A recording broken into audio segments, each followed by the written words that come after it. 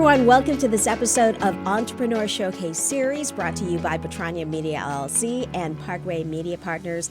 I'm your host, Patranya Media, and today our guest is May Koiyputhong. She is the founder of Clothing Clark County, a nonprofit based right here in Las Vegas. May, thank you so much for being on the show with us. Thank you. I am so excited. So good to have you. We're so excited to have you because this is a relatively new nonprofit that you just launched not too long ago. So we want to make sure that we get the word out about Clothing Clark County. What is this organization all about? And obviously with your story, because it's been really, just been great for me learning more about you and what you've been doing in this community. So it's so great to have you here on our show today. So Clothing Clark County, this organization you launched, and how long has it been now since you started this organization? We launched in May, so actually Mother's Day weekend. Oh, wow. So almost 1 year anniversary. Yes, it is. So it's exciting because it's been years in the making. And the history behind it is I've always wanted to be a nonprofit. I always dabbled in a bunch of different organizations here locally, and it's always been so much fun and rewarding, as most people would also agree. But for me, I didn't know where I would fit in. What can I do? Where's the need? And after thinking so many years over, I'm like, there's a need for everything. There always is. The more help, the better. And that's how finally came to the decision that I wanted to focus on children and education. It's always important. It's our future. I have kids as well. And believe it or not, on St. Patrick's Day last year, we were just kind of standing in line for oysters or something like that, and kind of came up with the name of Clothing Clark County because we knew that there's an importance of making sure that children feel confident when they're in school. They have the right tools, the right clothing and shoes, so they don't have to worry about it and they can just focus on education. And that's kind of how Clothing Clark County became together.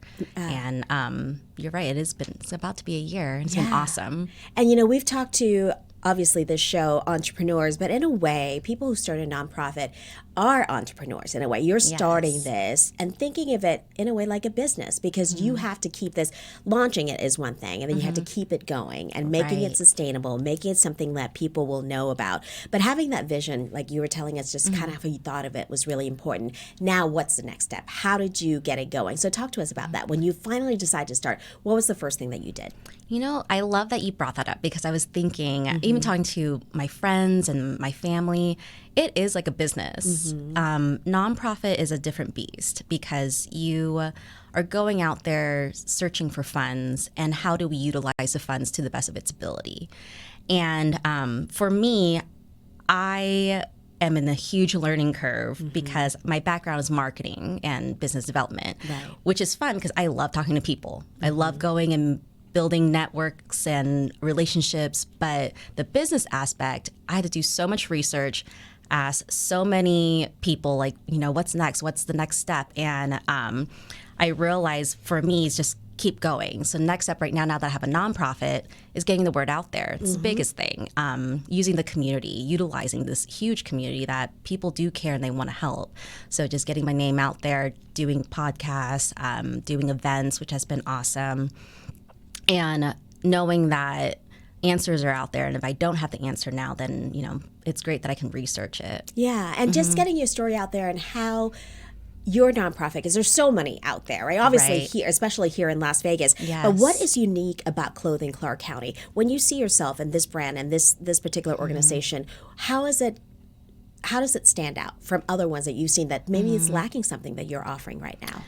Our mission is to empower students with the tools they need to exceed and succeed in school.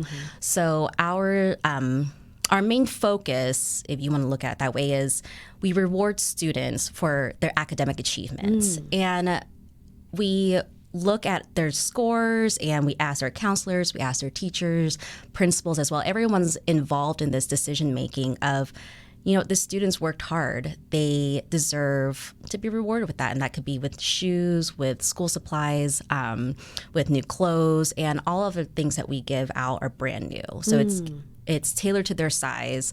It's not used because we would like the students to be excited about getting something that just belongs to them, that only they get. Because we see a lot that students are, in shoes that are 2, 3, 4 years old. They've got holes in it. Yeah. Their shirts have holes on it. And so they get excited when they get to get something new like that. Yeah. And they get to also be rewarded for working so hard, and they want to continue to work hard and hope that, if they have siblings, they say, hey, you know what, this organization did this for me. You work hard too, and they'll do the same thing for you. And, talking about shoes and things like that, it kind of reminded me of the story that you were telling people about your own story, because you went through challenges of your own as a young girl that really kind of instilled that passion in you. So talk to us about that story. Such a heartfelt story. I don't speak about it much, but my sister and I, growing up, we did not get lots of new, clothes and shoes or anything. My parents were really hard workers to be able to give us what we needed. But I was the younger sister, so I got all the hand-me-downs. So, which I thought was cool, being the younger sister, I'm like, I get to wear my sister's older clothes. Right. But that also meant they were all used. And I do remember specifically, I'll never forget this moment. In 3rd grade, we were sitting in a circle, and my teacher was reading to us. Right. And I was looking down, and both of my shoes, the soles, had holes in it. Like, they were just off. And I was so afraid to ask for new shoes from my parents. I knew, it was middle of the year. It wasn't time for the new shoes yet. And I was like, what do I do? Who do I ask? Who do I tell? And I never told anybody. And I just remember taping it up myself one day. Wow. And I couldn't even tell you what that story was about. But it stuck with you that you were in class, you wanted to concentrate on school. But even something so small, but it was big for you as a young girl. It is, and think about 3rd grade's that's young age. I have young kids too, and I think about it. That's, to be able to remember that and realize how important things like that are to kids. Yeah. Their clothes, their shoes, and I would hope and I would love to be able to be the person, the resource to help with that anxiety or that stress of, I don't have anyone to go to, or I'm too afraid to ask my parents, or whatever the case may be. And it wasn't that my parents would be upset if I asked. It's just that I just knew that it would be, a financial burden at that time. Yeah. And so many kids are going through that because, obviously with the pandemic, and a lot of families still affected by that. And you actually stepped in and started this during the pandemic. Right during that pandemic. Right? I was like, it was. It was the planning of it started right during that time. And shortly after, I applied for our license, and it is all the hoops you could need to jump through to get a 501c3, because it's not easy, but it was so worth it. And since then, I've done 2 events. Yeah, we have some pictures actually we want to show people from these events. So they're at Title I schools, which all the boxes. So we're going to show some pictures here. So tell us about how you even got through to the school and got them to be involved with this. So I actually have a friend who lives in the Midwest. His wife is a teacher, and she helped me reach out to one of the schools up on the northeast side. Right. One of the other schools I went to when I was in kindergarten. So it was actually my first CCSD school here in Las Vegas. And so I thought, couldn't hurt to reach out, and, it would hold a special place in my heart. Why not? And they all agreed. They were excited about it. Yeah.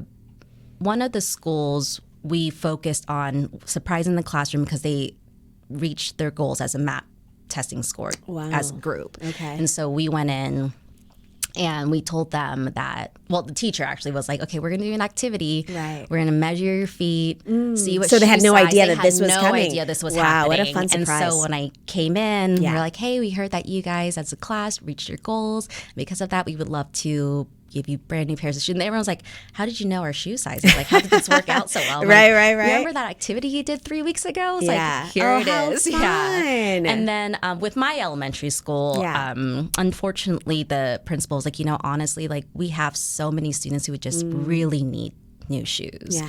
And so we had a pretty large number of students that needed just brand new pairs of shoes. And I said, how do you say no to that? Yeah. It's the holidays. And it's like... Yeah, I saw those Christmas gifts. Right. So they're like Christmas bags. And for I go, these here's kids. some new shoes, and keep up the good work. And so those students, they didn't know either. We reached out to the parents actually and asked for their shoe sizes. And so it ranged from kindergarten up to 5th grade. That's amazing. Yeah.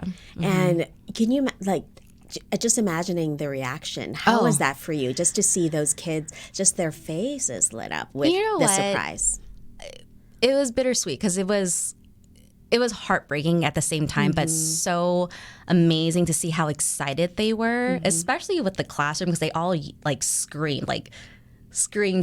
They're like, and they kept asking, like, these are brand new. I was like, yeah. They're like, no, like new. I was like, yes, these are brand and new. for like, some these are kids, just for sadly, you. Oh yeah, they may have never had a brand new pair of shoes before. Absolutely. And so, and then with the other students where we pulled each the kid out of the classroom, like, they were more in shock, if anything, because they were just like, what's, like, why am I getting these? Like, what happened or what's going on? Because I walked around to each classroom with the counselor there, and she would just pull out a student and say, they refer these students to you, right? And she's like, this is May with Clothing Clark County, and she's giving out brand new pairs of shoes for you. And they're like, why?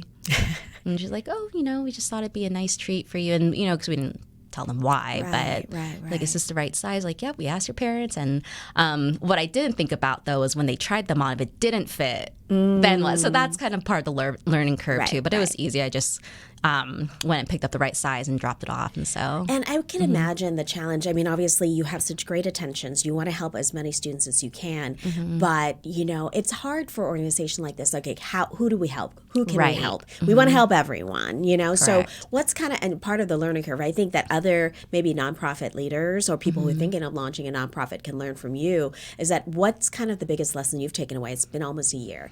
What have you learned, and how can you kind of move on and use that as a lesson moving forward? I can't do this by myself.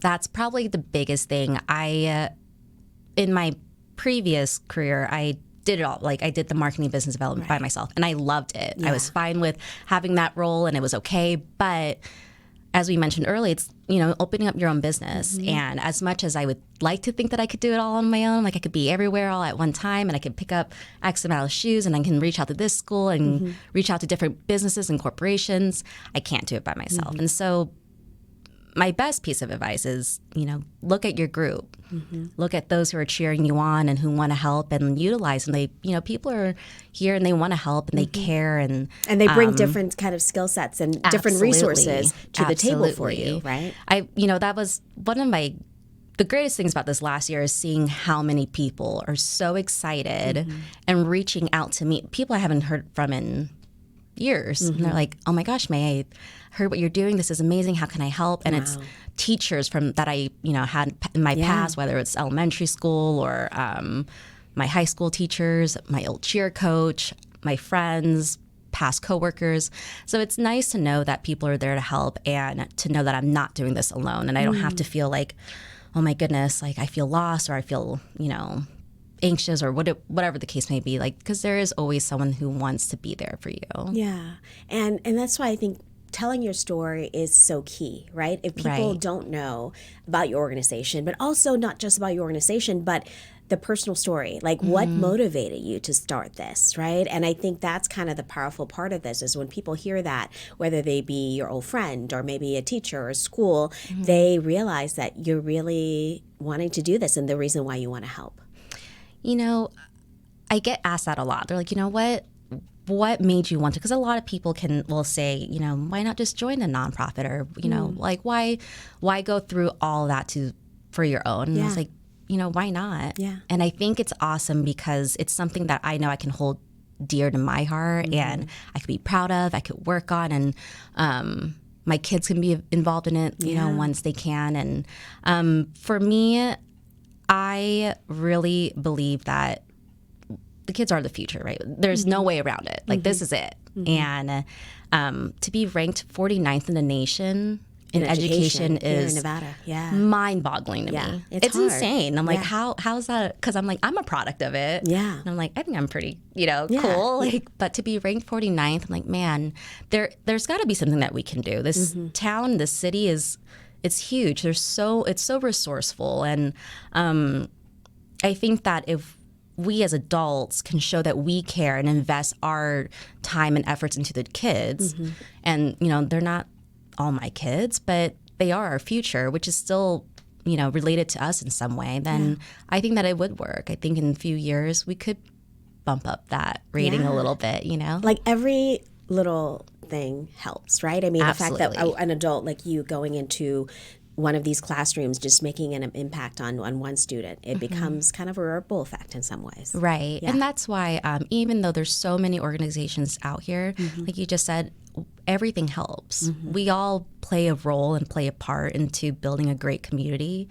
And I say, why not? Let's all do it together. That's great. So May, you're the, if you've been listening, May Koiyputhong is founder of Clothing Clark County, an organization that's almost reaching 1 year anniversary, which is so exciting.